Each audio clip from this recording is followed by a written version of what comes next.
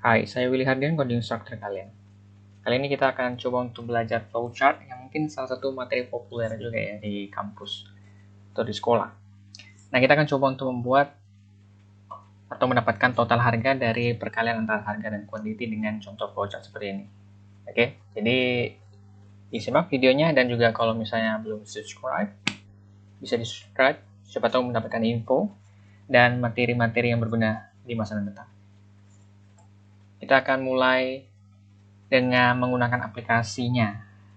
Ya, aplikasi apa yang bisa digunakan untuk membuat ini secara online.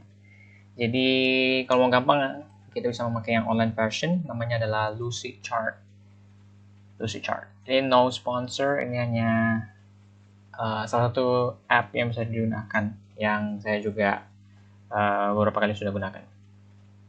Jadi bisa ke browser, lalu search Lucidchart seperti ini. Kemudian nanti bisa klik website Lucidchart-nya ya, Intelligent Diagramming.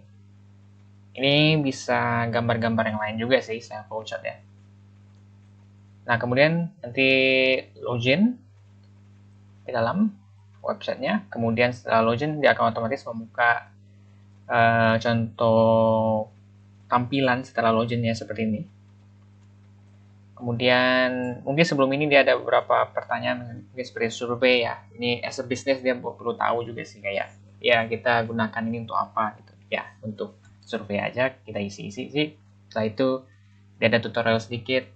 Nah, kalau udah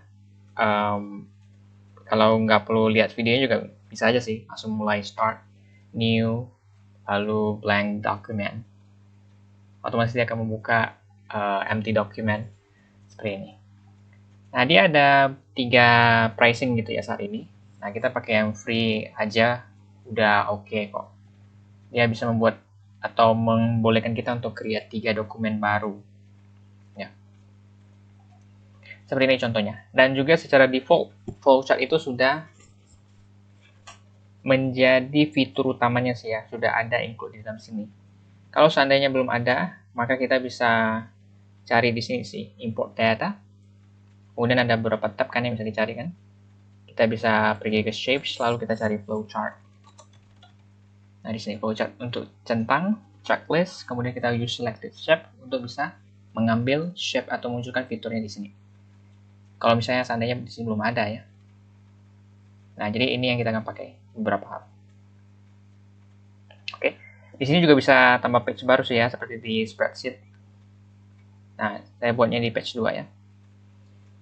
Oke, jadi kita coba lihat beberapa symbols yang bisa digunakan di sini ya. Mungkin beberapa orang ngajarkannya beda, ada mungkin yang ngajarkannya beda juga yang lain gitu ya. Tapi mostly ya kurang lebih sama sih ya.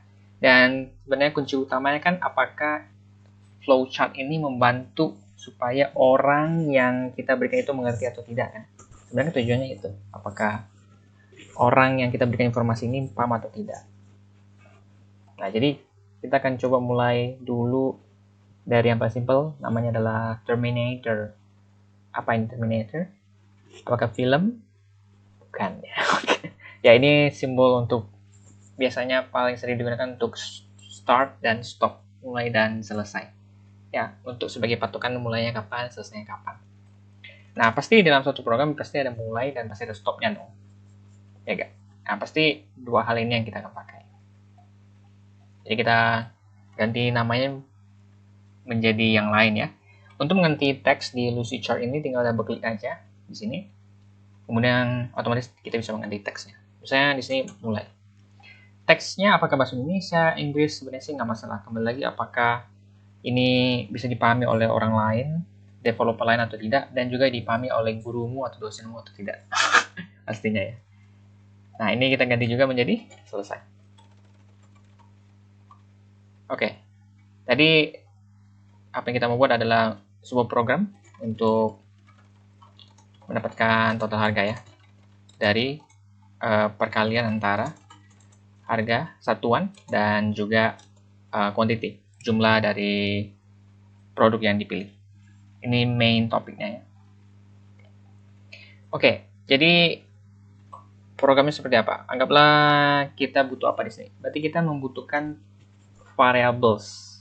Ya, butuh variables. Jadi tempat penampungan supaya bisa menjadi value perkalian nanti harganya, quantity dan juga totalnya. Makanya sepertinya perlu mengetahui basic-basic sedikit ya soal programming, misalnya kayak variables gitu kan. Kalau misalnya belum tahu variables, bisa check it out ya, video yang sudah dibuat di sini. Coba kita ambil satu simbol yang baru, namanya adalah proses. Proses ini, kalau opini saya sendiri ya, sebenarnya seperti komputer memproses sesuatu, gitu.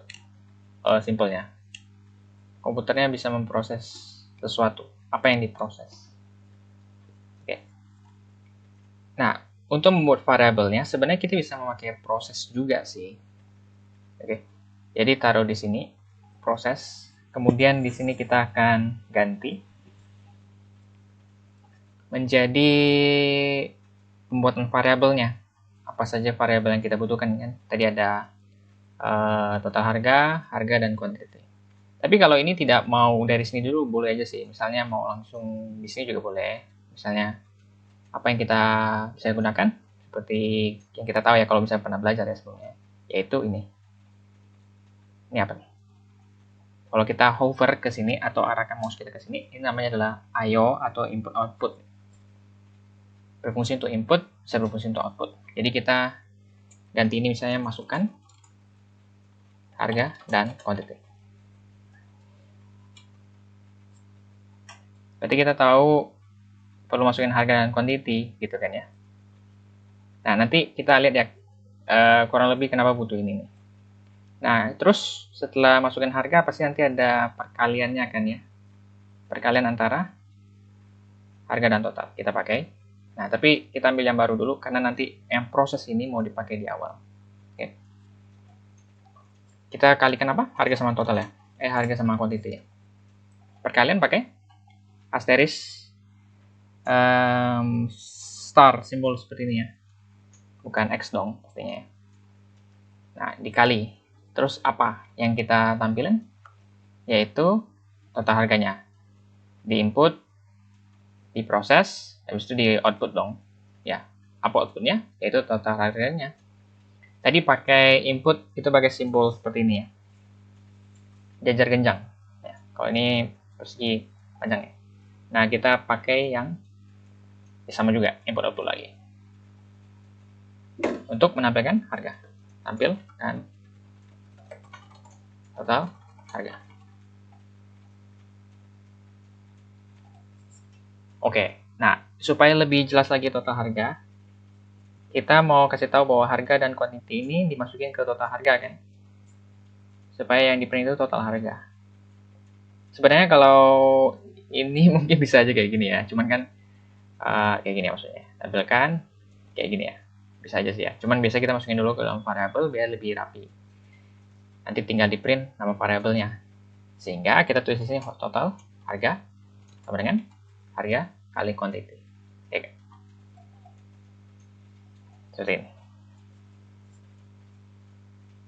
Nah, kenapa ada underscore seperti ini? Ya, ini bebas sih sebenarnya. Cuma mengikuti aturan penulisan variabel doang. Generally pada semua programming language. Ya kan? Nah, pembuatan variabel kayak gini kan. Nah, lalu tampilkanlah total harga. Nah, gitu. Oke. Jadi, total harga sekarang berisi harga sama quantity. Sehingga bisa tampilkan total harga. Gitu. Nah, apakah langsung total harga bisa dibuat di sini nggak? Langsung tiba-tiba ada variabelnya. Bisa-bisa aja sih ya. Nggak terlalu berpengaruh signifikan juga di real programnya. Nah, cuman biasanya kita bisa tambahkan dulu deklarasinya. Oke. Deklarasi variabel. Biar tahu variabel-variabel apa sih yang dibutuhkan. Tadi ada apa aja? Total harga, ada harga, dan quantity. Gitu. Ini juga bisa dibesarin ya. Cara besarinnya klik dulu, terus itu di resize. diklik dulu baru reset ya. Oke. Kalau cuman hover atau arahkan mouse lalu klik ujungnya, ini adalah untuk memberikan line nantinya, arah panahnya. Nah, seperti ini. Kalau misalnya mau buat variabel dulu, supaya lebih jelas kan, butuh variabel apa aja misalnya. Tapi ini optional sih, kalau nggak ada ini pun program kita sebenarnya tetap bisa berjalan aja sih ya. Oke, seperti ini. Nah, oke. Catatan dulu. Ya. Mungkin ada beberapa guru atau dosen yang juga mengajarkan simbol satu lagi, yaitu mana? Ini ya. Apa ini namanya? Hexagon ya namanya. Nah, jadi preparation ya. Preparation itu sebenarnya apa? Preparation untuk menyiapkan dulu data, setup programnya seperti apa gitu ya. Nah, jadi biasanya ini yang ditulis di preparation, namanya juga udah preparation kan ya, menyiapkan sesuatu. Makanya biasanya guru atau dosen kasih ini juga. Maksudnya menggunakan ini sebagai pembuatan variabel, bukan pakai ini. Karena kan ini lebih ke proses kan, memproses datanya ya. Jadi biasanya pakai ini. Nah, tapi kalau saya riset juga, sebenarnya banyak juga yang memakai ini sih. Langsung pakai proses ini, bukan pakai preparation ya. Jadi harusnya sih nggak masalah kalau tidak pakai preparation. Nah, cuma kembali lagi ya, konteks di sekolahmu atau dosenmu. Kalau misalnya memang pakai ini, ya sudah, nggak apa-apa. Oke, nah jadi di sini kita sudah selesai menyiapkan shape-shape-nya. Tinggal menulis atau menggambar arah panahnya mau kemana-mana, kemana aja. Ya. Ini mulainya ke sini dulu kan. Habis deklarasi, kita masukin datanya. Masukin datanya, pergi ke mengecek atau memproses total harga. Habis itu kita pergi lagi ke sini untuk menampilkan harga dan programnya selesai. Seperti ini. Begitu caranya. Ini memproses sesuatu ya. Ini bisa dibilang sebenarnya memproses sesuatu juga kan ya. Yaitu komputernya membuat variabel. Kalau yang ini data IO untuk input output. Ini untuk input. Ya, kembali lagi nama word apa yang dipakai di sini, misalnya read mau diganti read, harusnya nggak masalah. Yang penting kan developer lain bisa mengerti apa maksudnya ini, membaca ini. Jadi ketika programmer lain melihat ini gitu ya, oh ternyata program atau fiturnya seperti ini cara jalannya toh. Oh cara dia mendapatkan total harga tuh seperti ini ternyata. Nah jadi dia bisa membaca dari sini kan, daripada dia buka program codingannya kita dulu, habis itu dia baca sendiri. Gimana ya maksudnya, dia makanya bisa bingung kalau kayak gitu kan. Makanya dengan flowchart biasanya bisa membantu kita lebih mengerti cara jalannya fiturnya atau programnya ya. Tapi ada juga yang bilang kalau misalnya terlalu kompleks biasanya sudah tidak pakai flowchart sih ya. Nah kalau menurut saya pribadi sih mungkin untuk fitur-fitur tersendirinya dipecah-pecah, bukan menggambar fitur secara keseluruhan ya. Misal fitur-fitur yang lebih spesifik aja digambarin, yang mungkin perlu penjelasan kita gambar flowchartnya supaya developer lain bisa mengerti fiturnya jalannya gimana. Jika ada pertanyaan bisa ditulis ya di bawah. Dan juga di sini ada gak sih yang banyak pertanyaan di sekolah atau di kampus? Banyak gak sih sebenarnya? Atau pertanyaan-pertanyaan lain, mungkin coding habis itu mau kemana, apa yang perlu dipelajari? Kira-kira ada pertanyaan-pertanyaan seperti itu gak? Kalau ada, coba cek di deskripsi. Coba tahu ada informasi yang membantu di deskripsi video ini ya. Cek di bawah. Thank you.